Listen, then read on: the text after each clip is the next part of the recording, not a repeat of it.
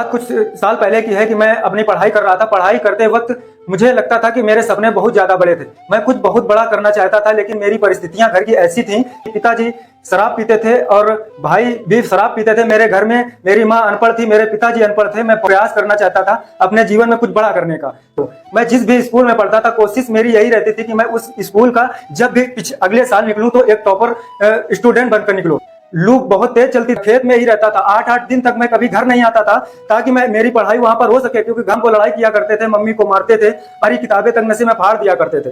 फिर तब से मैं आज तक दोस्तों भटक रहा हूं। मुझे कोई भी ऐसी नौकरी नहीं मिली जहां से मेरे घर का खर्च निकल सके। दूसरे दिन मेरे पिताजी नहीं रहे, वो बहुत ज्यादा शराब पीते थे। उनका हृदय, उनका फेफड़ा, उनके गुर्दे सब बेकार हो चुके थे। जो पैसा था सब उन पर लग चुका था। मेरे पिताजी के 13वीं के लिए मेरे पास 1000 रुपए नहीं थे कि मैं कहीं से जा करके उनकी 13वीं कर सकूं। दीदी जो थी पंटी में रहती, उन्होंने मेरी पूरी मदद की और उन्होंने कहा कि किसी से पैसे नहीं मांगना है, हम करेंगे जो करना होगा, क्योंकि पाप मेरा है, हम करेंगे उनका 13वीं। नहीं लिया। मेरे दीदी और जीजा जी मेरा साथ दिया और मेरे पिताजी का 13वीं किया। मेरी तबीयत इतनी ज्यादा खराब हो गई कि मेरी माँ परेशान हो गई। घर की ऐसी स्थितियां थी, घर में 2 रुपए नहीं था कि कहीं से गेहूं आ सके।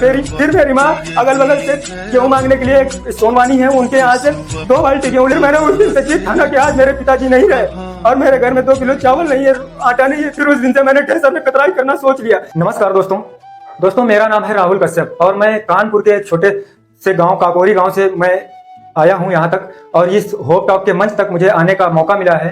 तो मैं यहाँ इस होप टॉक मंच के माध्यम से मैं अपने जीवन की कुछ बातें बताने वाला हूँ जो मेरे स्ट्रगल से रिलेटेड है, और मैं यूट्यूब जर्नी में क्यों आया और कैसे आया।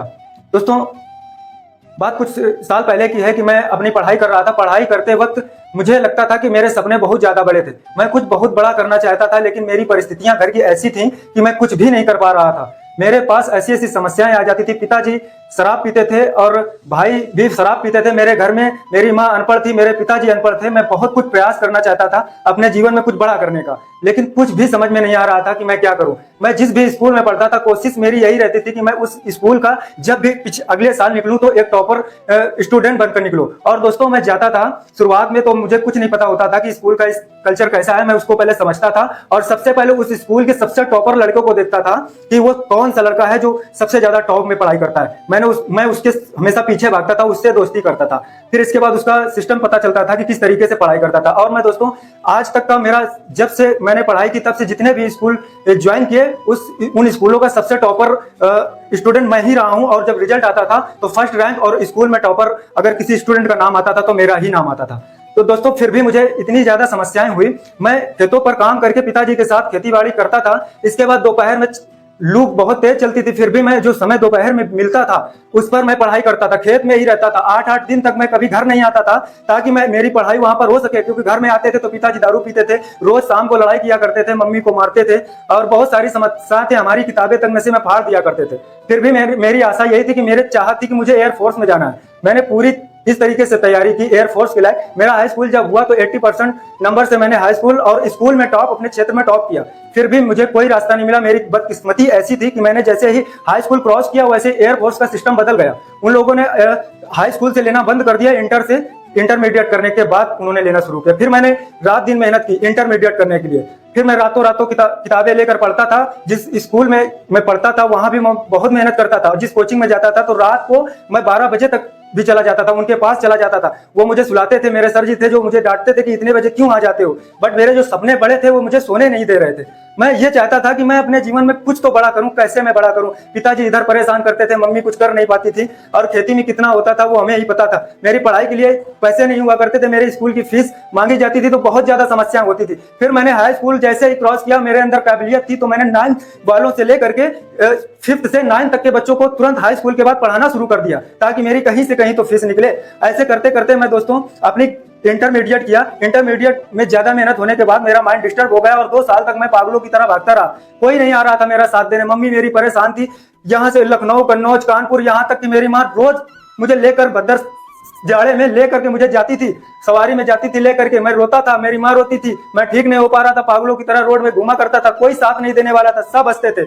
फिर दोस्तों, किसी तरीके से मेरे जो गुरु जी थे, एक कानपुर में रहती है श्यामा वाजपेयी जी, उनका आज मैं जिक्र करना चाहूंगा कि उन्होंने मेरी मदद की। और वो मेरी स्कूल टीचर थी, गवर्नमेंट टीचर थी, जो मेरे प्राइमरी स्कूल में मुझे पढ़ाया था 2 महीने मात्र। उनको पता लगा कि राहुल की तबीयत खराब है तो वो मेरे लिए बहुत सारा पैसा भी बर्बाद किया उन्होंने, और एक अच्छे डॉक्टर को दिखाया, फिर मेरी तबीयत अच्छी हुई और फिर मैं इंटरमीडिएट 63%, फिर भी मैं 63% से पास हुआ। वो भी मेरे जो 63% थे वो भी मेरे स्कूल में सबसे मेरे ज्यादा ही नंबर थे।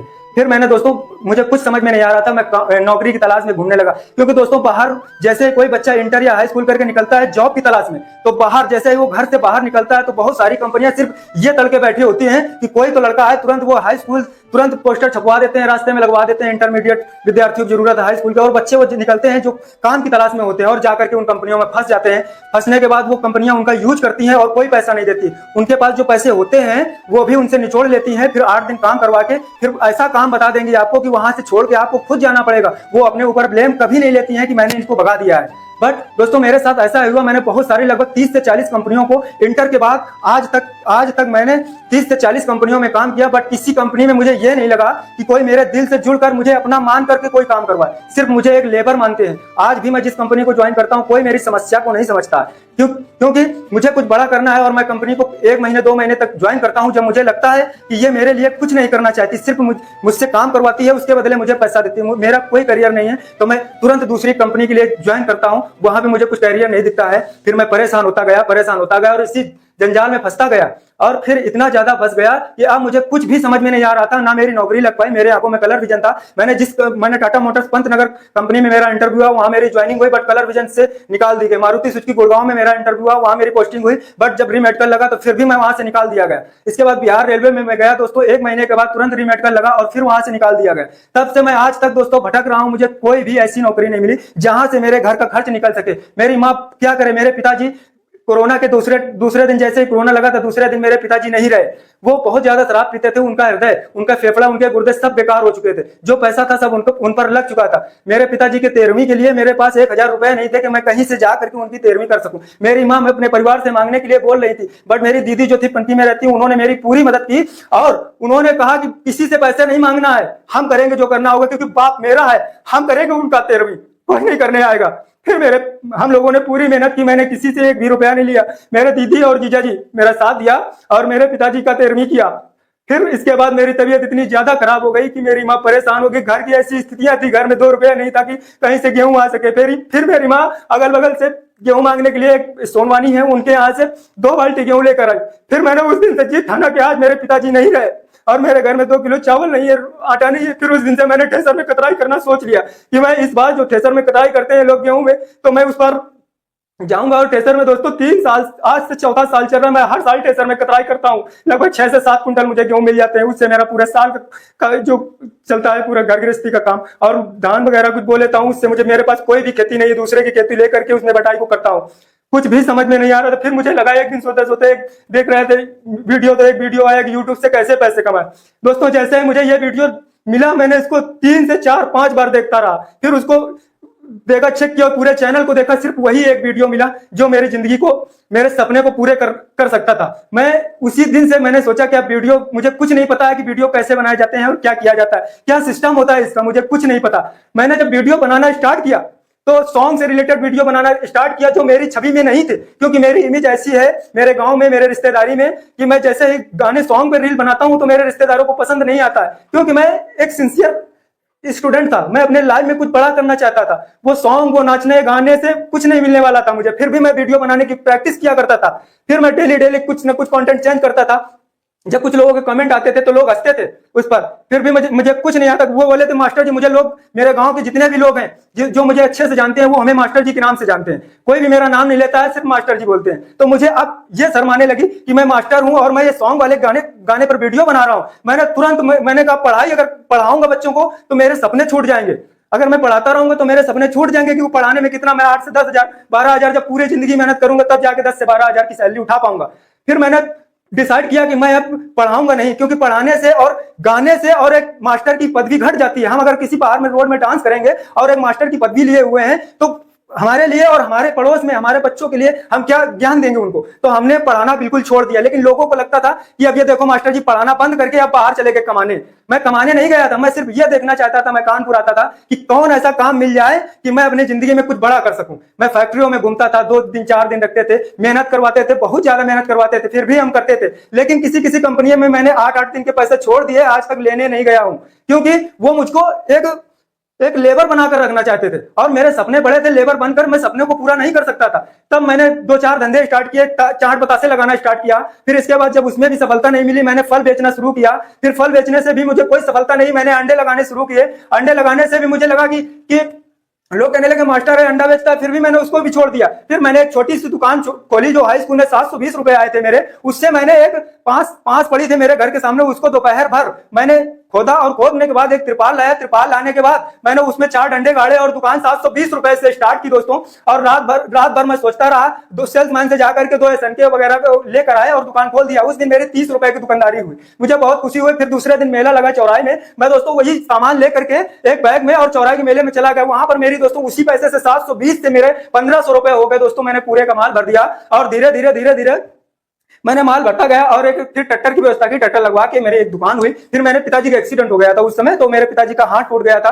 फिर उनका ऑपरेशन हुआ, उनका ऑपरेशन अनसक्सेस हो गया, उनका हाथ खराब हो गया। फिर मेरे पास कोई चारा नहीं बचा। फिर मैंने पिताजी को बिठा दिया, हम फिर काम की तलाश में भटकने लगे दोस्तों। भटकते आज ऐसी स्थिति हो गई कि मेरा माइंड इतना डिस्टर्ब हो चुका है और मेरे सपने इतने बड़े हैं कि मुझे कुछ नहीं समझ में आता। मोटिवेशन जो मुझको जिंदगी भर से मोटिवेट करते रहे, मैंने जब से पढ़ाई स्टार्ट की थी तब से मैं एमडी मोटिवेशन यानी कि महेंद्र सिंह डोगनी को फॉलो करता हूं और उनकी हर बातों को मानता हूं। इसी वजह से मैंने एक चैनल बनाया कश्यप मोटिवेशन के नाम से दोस्तों। कश्यप मोटिवेशन के नाम से मैंने चैनल बनाया ताकि मैंने मेरे जीवन में जितनी समस्याएं आई हैं मैं उस पर अपने समस्याओं को शेयर कर सकूं और लोगों को पता चले। दोस्तों मैं एक बात उस घर वाले उन पिता से कहना चाहूंगा कि जितने लोग शराब पीते हैं या शराब पी करके अपने बच्चों को बर्बादी की राह पर ले जा रहे हैं, प्लीज ऐसा मत करें, क्योंकि मेरा घर बर्बाद होते हुए मैंने देखा है। मेरे घर में कोई खुशियां नहीं है। सभी के बच्चे इंतजार किया करते हैं त्योहारों में कि मेरे पिताजी आते होंगे, कुछ लेकर आते होंगे, लेकिन क्या पता होता है कि उनको शाम को उनका बाप कमा करके जितना पैसा मिला है त्योहार में सौदा न ला करके, सामान न ला करके साला पी कर आ जाता है और रात भर दूध में जाता है, परेशान करता है बच्चों को, माँ को मारता है। तो ऐसे क्या फायदा है, ऐसे क्या फायदा है उस शराब का पीने से जिसमें तुम्हारा घर बर्बाद हो जाए, तुम्हारे घर में कोई खुशियां न रहे, घर शमशान बन जाए, माँ को घसीट मारोगे बच्चों के सामने, क्या बीतेगी। शायद इसी वजह से मैं भगवान को सब्र नहीं हुआ और मेरे पिताजी को छीन लिया मुझसे। मुझे कोई शर्मिंदगी नहीं है, मेरे पिताजी नहीं रहे, लेकिन मैं ये चाहता हूं कि अब किसी का पिता बच्चों से दूर न जाए अपनी गलत। दिन मैं फोन चला रहा था, फोन चलाते चलाते एक वीडियो आता है यूट्यूब वाले बाबा, उनका वीडियो मैंने जैसे देखा, जिंदगी को कैसे बदलें, जिंदगी की एक नई राह। तो दोस्तों मैंने उनकी वीडियो को क्लिक किया और उस वीडियो को जैसे देखा तो उन्होंने बताया कि जिसके बड़े सपने हो वो सारे सपनों को पूर्ण कर सकता है एक वीडियो बना करके, अपनी सोशल मीडिया की पावर को समझ करके। तो दोस्तों मैंने उनके सारे वीडियो को मैंने फॉलो किया, उनके चैनल को सब्सक्राइब किया। चैनल को सब्सक्राइब करते ही मुझे दोस्तों डेली उनके वीडियो आने लगे। जैसे उनके वीडियो मैं देखता था उसी वक्त मैंने चैनल को कैसे बनाना है, कैसे क्या करना है, कैसे उसको मैनेज करना है, दोस्तों उनकी वीडियो देख देख कर सीखता गया। सीखते सीखते दोस्तों मैंने हर रोज वीडियो पोस्ट करना स्टार्ट किया। पोस्ट करना स्टार्ट करने के बाद दोस्तों सर ने बताया कि कंटेंट अगर वीडियो वायरल नहीं हो रहा है तो कोई ना कोई आपके अंदर कमी है, उसको सुधार करिए, थंबनेल सही कीजिए, टाइटल सही कीजिए, टैग सही कीजिए। तो मैं उनका वीडियो देख देख करके टाइटल, टैग और थंबनेल सुधार करने लगा। दोस्तों वीडियो पर चल नहीं पा रहे थे क्योंकि मेरे अंदर कुछ कमियां थी। मैं इमोशनल वीडियो ज्यादा बनाता हूं।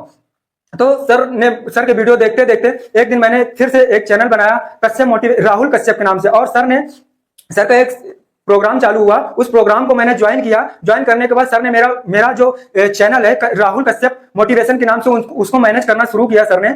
और मैं आज भी वीडियो बनाता आ रहा हूं। आप लोगों से मेरी यही प्रार्थना है कि मेरे जो भी वीडियो हैं उन पर एक बार देखें, अगर अच्छे लगे तो उनको एक बार पसंद करें। और ये जो होप टॉक का मंच है दोस्तों, ये हम लोगों को एक अच्छे रास्ते पर ले जा सकता है। दोस्तों यूट्यूब वाले बाबा एक बहुत ही नेक दिल के इंसान हैं जो सभी लोगों की मदद करते हैं। मेरी भी एक आस थी कि एक बार यूट्यूब वाले बाबा से मुलाकात हो जाए। तो मुझे दोस्तों आज वो दिन आया है जहां पर मैं इस मंच तक आ पहुंचा हूं। दोस्तों उनकी यही सपोर्ट प्रोग्राम मुझे पूर्ण भरोसा है कि एक दिन सफलता दिलाएगी। और दोस्तों आज मैं बहुत ही भाग्यशाली हूं कि आज मैं यहां तक आ पाया हूं। आप सभी से मेरा अनुरोध है कि आप YouTube वाले बाबा को पूर्ण रूप से सहयोग करें, और वो भी आप लोगों को सहयोग देते हैं। तो उनका एक अभी अकाउंट भी डिलीट हो चुका है, तो उस पर जाकर के दोस्तों आप लोग भी फॉलो करें और उनका भी परेशानी को समझें, क्योंकि वो आप लोगों की समस्याएं को समझते हैं। तो हम लोगों का भी फर्ज बनता है कि उनके भी साथ खड़े रहें। तो दोस्तों थैंक यू, आज हम इस मंच तक आ पहुंचे उसके लिए बहुत बहुत शुक्रिया। और दोस्तों यहाँ पर सबसे बड़ा धन्यवाद करना चाहेंगे कि वाईफाई टेक्निकल यानी कि यूट्यूब वाले बाबा सर जी की जो टीम है वाईफाई टेक्निकल सर, ये सारे वीडियोज को मैनेज करते हैं और उनके लिए मैं उन्हीं के माध्यम से आज मैं यहाँ तक आया हूँ। उनके लिए मैं बहुत बहुत धन्यवाद कहूंगा कि आज उन्होंने मुझे इतना ज्यादा सपोर्ट किया।